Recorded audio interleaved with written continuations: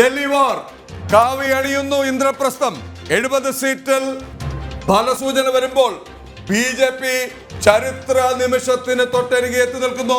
48 മുന്നിൽ.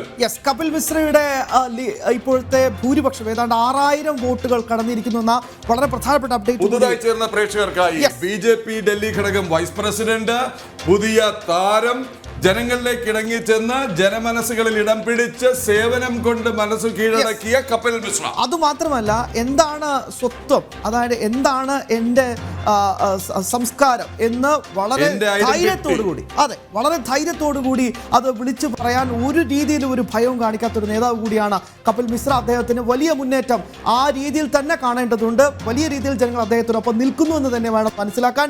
വോട്ടെണ്ണൽ ആരംഭിച്ച ആ നിമിഷം മുതൽ അദ്ദേഹത്തിന്റെ കുതിപ്പാണ് കാണാൻ സാധിക്കുന്നത്. ഇപ്പോൾ ആരംഭിച്ച നിമിഷം മുതൽ തുടരുന്ന മറ്റൊരു കാര്യമുണ്ട്. കൽക്കാജിയിൽ അതിഷി പിന്നിൽ തന്നെയാണ്. ന്യൂഡൽഹിയിൽ അരവിന്ദ് കെജ്രിവാൾ പിന്നിൽ തന്നെയാണ്. 48 സീറ്റുകളിലേക്ക് BJPയുടെ കുതിപ്പാണ്. ഈ നിമിഷം ഏതാണ്ട് 2 മണിക്കൂറിലേക്ക് അടുക്കാൻ പോകുന്നു. ഈ നിമിഷവും 48 സീറ്റുകളിലേക്ക് BJPയുടെ കുതിപ്പാണ്. ഡൽഹി നിയമസഭാ തെരഞ്ഞെടുപ്പിൽ നമ്മളിപ്പോൾ കണ്ടുകൊണ്ടിരിക്കുന്നത് ഡൽഹി വാർ. അക്ഷരാർത്ഥത്തിൽ ആ പേര് അന്വർത്ഥമാക്കുന്ന രീതിയിലുള്ള ഒരു പോരാട്ടമായിരുന്നു കഴിഞ്ഞ നിമിഷങ്ങളിൽ നടന്നുകൊണ്ടിരിക്കുന്നത്. എങ്കിൽ പോലും BJP 40 സീറ്റുകൾക്ക് മുകളിൽ ഒരു കൃത്യമായ മുന്നേറ്റം നടത്തുന്ന ഒരു സാഹചര്യം നമ്മൾ കണ്ടു. ഇപ്പോൾ ഏറ്റവും പുതിയ ലീഡ് നില 46 സീറ്റുകളിൽ BJP, 23 സീറ്റുകളിൽ ആം ആദ്മി പാർട്ടിയും, 1 സീറ്റിൽ രാഹുലിന്റെ കോൺഗ്രസും മുന്നേറ്റം തുടരുന്നു എന്നാണ് മനസ്സിലാക്കാൻ സാധിക്കുന്നത്. എങ്കിലും വളരെ പ്രധാനപ്പെട്ട ഒരു കാര്യം, ബദർപൂരിൽ ആം ആദ്മി പാർട്ടിയാണ് മുന്നിട്ട് നിൽക്കുന്നത്. കരാവൽ നഗറിൽ BJP മുന്നിട്ട് നിൽക്കുന്നു. നരേലയിൽ BJP മുന്നിട്ട് നിൽക്കുന്നു. പുരാരിയിൽ ആം ആദ്മി പാർട്ടി മുന്നിട്ട് നിൽക്കുന്നു. ഈ സോമനാഥ് ഭാരതി മാളവ്യ നഗറിൽ പിന്നിട്ട് നിൽക്കുന്നു. BJPയുടെ തർവീന്ദർ സിംഗ് ജഗത്പുര മണ്ഡലത്തിൽ മുന്നിട്ട് നിൽക്കുന്നു. വിജേന്ദർ ഗുപ്ത രോഹിണിയിൽ പ്രതിപക്ഷ നേതാവ് കൂടിയാണ്. അദ്ദേഹം ഇപ്പോൾ പിന്നിലാണ് എന്നാണ് ഏറ്റവും പ്രധാനപ്പെട്ട അപ്ഡേറ്റ്സ് വരുന്നത്.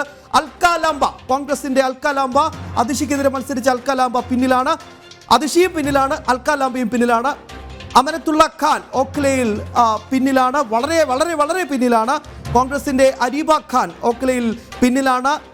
അരവിന്ദ് കെജ്രിവാൾ ഇപ്പോഴും പിന്നിലാണ്. വോട്ടെണ്ണൽ തുടങ്ങി. നേരത്തെ അതിഷിക്ക് സമാനമായ പോരാട്ടം കാഴ്ചവെക്കുന്ന അരവിന്ദ് കെജ്രിവാളും ഇപ്പോൾ ന്യൂഡൽഹി മണ്ഡലത്തിൽ പിന്നിട്ട് നിൽക്കുകയാണെന്ന വളരെ സുപ്രധാനമായ അപ്ഡേറ്റ്സ് ആണ് പറയാൻ സാധിക്കുന്നത്.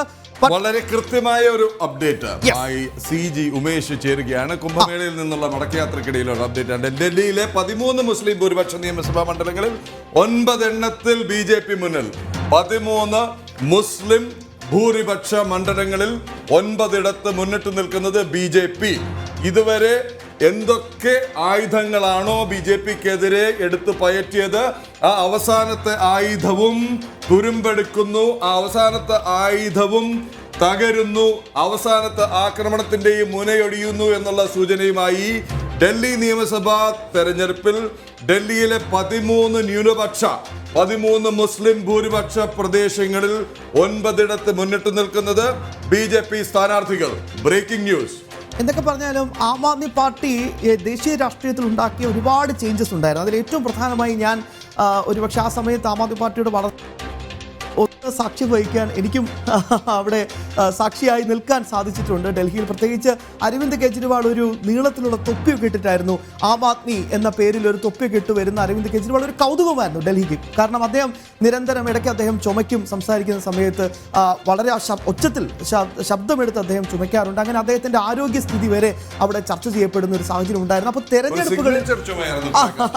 തെരഞ്ഞെടുപ്പിനെ സംബന്ധിച്ചിടത്തോളം എന്തൊക്കെ ഉണ്ടോ ആയുധങ്ങൾ അതൊക്കെ ചർച്ചയാക്കുന്ന വളരെ കൃത്യമായിട്ടുള്ളൊരു നേതാവാണ് അരവിന്ദ് കെജ്രിവാൾ.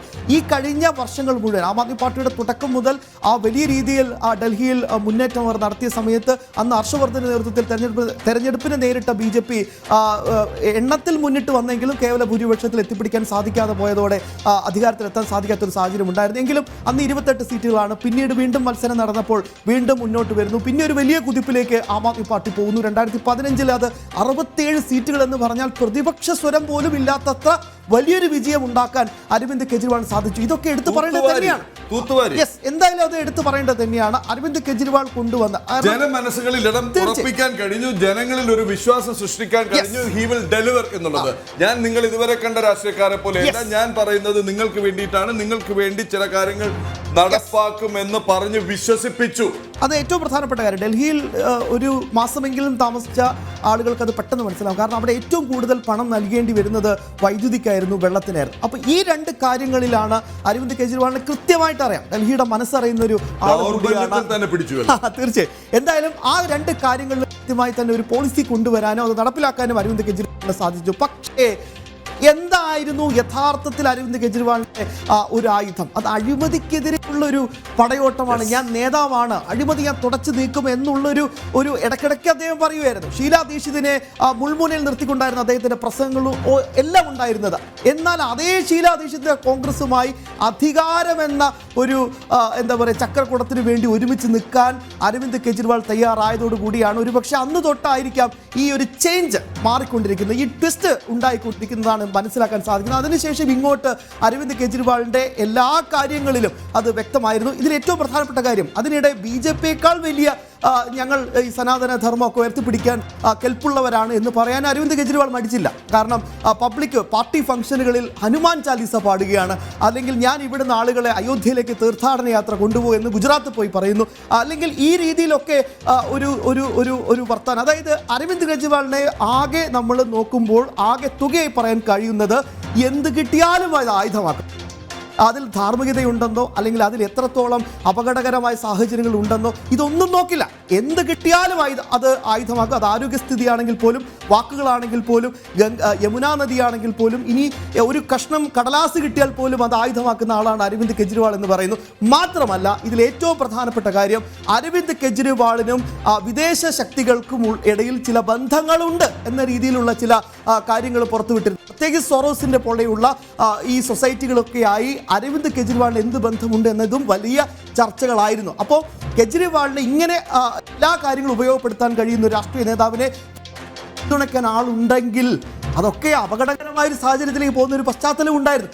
എങ്കിൽ പോലും അതൊക്കെ ചർച്ച ചെയ്യപ്പെടുന്ന വിഷയമാണ്, തെളിയിക്കപ്പെടേണ്ട വിഷയമാണ്. എങ്കിൽ പോലും ഈ രീതിയിലുള്ള അഴിമതി നടക്കുന്നു, ഈ രീതിയിലുള്ള ബന്ധങ്ങൾ ഉണ്ടാക്കുന്നു, ഈ രീതിയിൽ എന്ത് കിട്ടിയാലും അത് രാഷ്ട്രീയ ആയുധമായി ഉപയോഗിക്കുന്ന ഒരു മനുഷ്യൻ കഴിഞ്ഞ 2 മണിക്കൂറായി അദ്ദേഹത്തിൻ്റെ ഉറച്ച, അദ്ദേഹം തന്നെ പറയുന്ന കോട്ടയായ ന്യൂഡൽഹി മണ്ഡലത്തിൽ പുറകിലാണ് എന്ന് പറയുന്നിടത്താണ് ഈ വിഷയത്തിൽ വളരെ പ്രധാനപ്പെട്ട ചർച്ചകളിലേക്ക്, പല പ്രധാനപ്പെട്ട ചോദ്യങ്ങൾക്ക് ഉത്തരമായി വന്നുകൊണ്ടിരിക്കുന്നത്. പ്രദീപ്, ദേശീയ മാധ്യമങ്ങളിലെ ചർച്ച മാറിക്കഴിഞ്ഞു ശ്യാം. അവർ അടുത്ത മുഖ്യമന്ത്രി ആര് എന്നുള്ള ചർച്ചയിലേക്ക് നീങ്ങുകയാണ്. ഞാൻ ഉദ്ധരിക്കാം ഇന്ത്യ ടിവിയെ. ആഘോഷം തുടങ്ങിയിരിക്കുന്നു. ഞാൻ മനസ്സിലാക്കുന്നത് BJP-യുടെ സംസ്ഥാന കമ്മിറ്റി ഓഫീസിൽ നിന്നുള്ള ദൃശ്യങ്ങൾ വന്നുകൊണ്ടിരിക്കുന്നതാണ് ഞാൻ മനസ്സിലാക്കുന്നത്. ആഘോഷം തുടങ്ങിക്കഴിഞ്ഞിട്ടുണ്ട്. BJP നൈഡിലിൽ അരവിന്ദ് കെജ്രിവാൾ മുന്നിട്ട് വരുന്നു എന്നാണ് വളരെ പ്രധാനപ്പെട്ട ഒരു അപ്ഡേറ്റ്. 254 വോട്ടുകൾക്ക് അരവിന്ദ് കെജ്രിവാൾ മുന്നിട്ട് നിൽക്കുന്നു എന്ന വളരെ പ്രധാനപ്പെട്ട അപ്ഡേറ്റ്. എനിക്ക് തോന്നുന്നു ഗൗതത്തിലേക്ക് പോകാൻ തോന്നുന്നു. വോട്ടെണ്ണൽ ആരംഭിച്ച് 2 മണിക്കൂർ എത്തിപ്പിടിക്കുമ്പോൾ അരവിന്ദ് കെജ്രിവാൾ ഒരു ശ്വാസമെടുക്കുന്ന സാഹചര്യം കാണാൻ സാധിക്കുന്നു. ന്യൂഡൽഹിയിൽ നിന്ന് 254 വോട്ടുകൾക്ക് അരവിന്ദ് കെജ്രിവാൾ മുന്നോട്ട് നീങ്ങുന്നു എന്നാണ് മനസ്സിലാക്കാൻ സാധിക്കുന്നത്. ഗൗതം, മുഖ്യമന്ത്രി സ്ഥാനാർത്ഥികളെ കുറിച്ചുള്ള ചർച്ചയാണ് ഡൽഹിയിൽ ഇപ്പോൾ, അല്ലെങ്കിൽ ദേശീയ മാധ്യമങ്ങളിൽ നടക്കുന്നത്. ദുഷ്യന്ത് കുമാർ ഗൗതം, ദളിത് മുഖം, ഡൽഹി അസംബ്ലി തെരഞ്ഞെടുപ്പിൽ കരോൾബാഗ് കോൺസ്റ്റിറ്റ്യുവൻസിയിൽ നിന്ന് മത്സരിക്കുന്ന BJP-യുടെ ദേശീയ ജനറൽ സെക്രട്ടറിയും ദളിത് നേതാവും. രണ്ടാമതായി ചർച്ച ചെയ്യപ്പെടുന്ന പേര് പർവേഷ് വർമ്മ. നമ്മൾ നേരത്തെ കണ്ട ന്യൂഡൽഹിയിൽ ഇപ്പോൾ 254 വോട്ടിന് പിന്നിൽ പോയിട്ടുള്ള പർവേഷ് വർമ്മ തുടക്കം മുതൽ ഇതുവരെ അരവിന്ദ് കെജ്രിവാളിന് മുകളിൽ ആധിപത്യം സ്ഥാപിച്ചിരുന്ന ഒരു കാര്യം ഒന്ന് പറഞ്ഞോട്ടെ. 500 വോട്ടിൽ മാത്രം മുന്നിട്ട് നിൽക്കുന്ന 9 സ്ഥാനാർത്ഥികൾ ആം ആദ്മി പാർട്ടിക്കുണ്ട്, 13 സ്ഥാനാർത്ഥികൾ BJP-ക്കുണ്ട്. 1000 വോട്ടുകൾക്ക് മാത്രം മുന്നിട്ട് നിൽക്കുന്ന 12 സ്ഥാനാർത്ഥികൾ ആം ആദ്മി പാർട്ടിക്കുണ്ട്, 16 സ്ഥാനാർത്ഥികൾ BJP-ക്കുണ്ട്. ഒരു കോൺഗ്രസ് നേതാവും 1000 വോട്ടിൽ കുറവ് മാത്രം ഭൂരിപക്ഷവുമായിട്ടാണ് മുന്നിട്ട് നിൽക്കുന്നത്. അങ്ങനെയെങ്കിൽ ഏതാണ്ട് എനിക്ക് തോന്നുന്നു വളരെ 10, 20 മുതൽ 30 വരെ മണ്ഡലങ്ങളിൽ സ്വാഭാവികമായിട്ട് ഇപ്പോഴും വളരെ ക്ലോസ് ഫൈറ്റ് നടക്കുന്നുണ്ട്. ഗൗതം, ശ്യാമ, ഇപ്പോൾ 45-25 എന്ന നിലയിലാണ്. അതായത് ഈ ട്രെൻഡ് മാറുന്നില്ല. മാത്രമല്ല വളരെ ശ്രദ്ധേയമായ ഒരു പ്രസ്താവന ഇപ്പോൾ BJP-യുടെ ഭാഗത്ത് നിന്ന് ഉണ്ടാകുന്നു. വീരേന്ദ്ര സച്ദേവ, BJP-യുടെ ഡൽഹി ഘടകം അധ്യക്ഷൻ, അദ്ദേഹം കൊണാട്ട് പ്ലേസിലെ ഹനുമാൻ ക്ഷേത്രത്തിൽ പ്രാർത്ഥനയ്ക്ക് ശേഷം ഇപ്പോൾ പുറത്തിറങ്ങി ഒരു കാര്യം വ്യക്തമാക്കുന്നുണ്ട്. മുഖ്യമന്ത്രിയെ BJP-യുടെ ദേശീയ നേതൃത്വം തീരുമാനിക്കും. അതായത് വിജയം BJP ഔദ്യോഗികമായി ഉറപ്പിച്ചു കഴിഞ്ഞിരിക്കുന്നു. ഹനുമാൻ ക്ഷേത്രത്തിലെ പ്രാർത്ഥനയ്ക്ക് ശേഷം BJP-യുടെ ഡൽഹി അധ്യക്ഷൻ മുഖ്യമന്ത്രിയെ BJP ദേശീയ നേതൃത്വം തീരുമാനിക്കുമെന്ന് പ്രഖ്യാപിക്കുമ്പോൾ ഡൽഹിയിൽ BJP മുഖ്യമന്ത്രി എന്ന് ഉറപ്പിച്ചു കഴിഞ്ഞിരിക്കുകയാണ്. ഗൗതം, ഒരു നിമിഷം നമുക്ക് ഡൽഹി BJP പ്രസിഡന്റ് വീരേന്ദ്ര സച്ദേവയുടെ വാക്കുകൾ ഒന്ന് കേട്ടുവരാം. ഡൽഹി BJP അധ്യക്ഷൻ വീരേന്ദ്ര സച്ദേവ. जो रुझान है वो हमारी आशा के अनुरूप हैं, लेकिन परिणाम आने की हम प्रतीक्षा करेंगे। मुझे बार बार इस बात को कहने में कोई संकोच नहीं है कि दिल्ली में हमारे कार्यकर्ताओं ने बहुत जुनून और शिद्दत के साथ काम किया है और जनता ने भी भरपूर आशीर्वाद दिया है। जनता को भ्रष्टाचार और विकास का मॉडल चुनना था, तो उन्होंने प्रधानमंत्री श्रीमान नरेंद्र मोदी के नेतृत्व को सलाम किया है और ये जीत हमारे राष्ट्रीय नेतृत्व की, माननीय प्रधानमंत्री के काम की जीत है होगी, जो मुझे ऐसा लगता है। निस्संदेह हम दिल्ली में डबल इंजन की सरकार बनाएंगे। देखिए, हम सुबह से एक बात कह रहे हैं कि हमने दिल्ली का चुनाव दिल्ली के मुद्दों पर लड़ा है।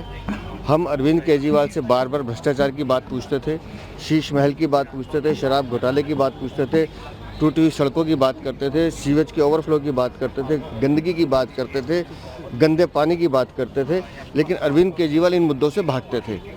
वो इस चुनाव को लुभाने की और वादों पर, झूठे वादों पर लाने की कोशिश कर रहे थे। दिल्ली की जनता ने दिल्ली के दर्द को समझा है और उस दर्द का जो निवारण है वो भारतीय जनता पार्टी कर सकती है। इस उम्मीद के साथ उन्होंने माननीय प्रधानमंत्री को वोट दिया।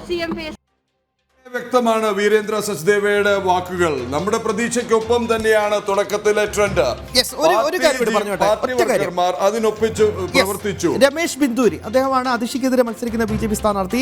ഇപ്പൊ നിലവിൽ അതിഷി വളരെയധികം പുറകിലാണ്. അപ്പോൾ അദ്ദേഹത്തോട് മാധ്യമപ്രവർത്തകർ ചോദിച്ചു, ഈ ട്രെൻഡ്, ഇതിന്റെ അടിസ്ഥാനത്തിൽ അങ്ങേക്ക് എന്താണ് പറയാനുള്ളത്? അദ്ദേഹം പറഞ്ഞൊരു പോയിന്റ് വളരെ പ്രധാനപ്പെട്ട ഒരു കാര്യമാണ്.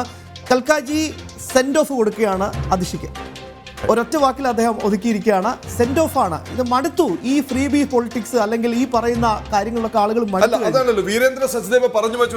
ഡൽഹിയിലെ വിഷയങ്ങൾ, ഡൽഹിക്ക് മുദ്ദം പേ ഞങ്ങൾ ഇലക്ഷനെ നേരിട്ടു, ഡൽഹിയിലെ വിഷയങ്ങൾ നിങ്ങൾ ഉയർത്തിക്കാട്ടി, ഡൽഹിയിലെ വികസനം, ഡൽഹിയിലെ അഴിമതി, ഡൽഹിയിലെ ദുർഗന്ധം, ഡൽഹിയിലെ നാറിയ കുടിവെള്ളം, ഈ വിഷയങ്ങൾ ഉയർത്തിയപ്പോൾ അതിൽ നിന്ന് ഒളിച്ചോടുകയാണ് അരവിന്ദ് കെജ്രിവാൾ ചെയ്തത്.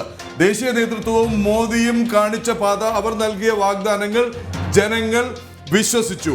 മുഖ്യമന്ത്രി ആരെന്ന് കേന്ദ്ര നേതൃത്വം തീരുമാനിക്കും എന്ന് പറഞ്ഞ് വീരേന്ദ്ര സച്ദേവ മാധ്യമങ്ങളോട് സംസാരിക്കുകയായിരുന്നു ഹനുമാൻ ക്ഷേത്രത്തിൽ നിന്ന്.